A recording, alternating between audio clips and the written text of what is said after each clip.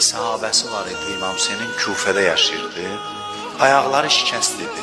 Eşitdim İmam Hüseyin Kərbəlaya gəlir, deyirlər ki, gecələr yol gəlir, qoymurdular, casus qoymuşdular yollara ki, getməsin cəmaat. Gecələr yol gedirdi, necə gedirdi? Ayağı şikəst adam sürünə-sürünə.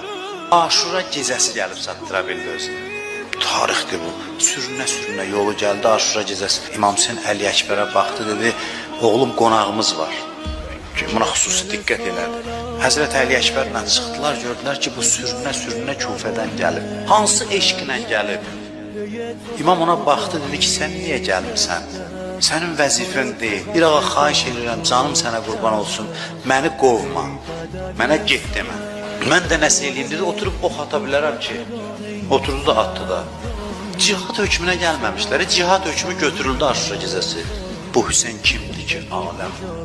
Amma pərvanəsidir, divanəsidir.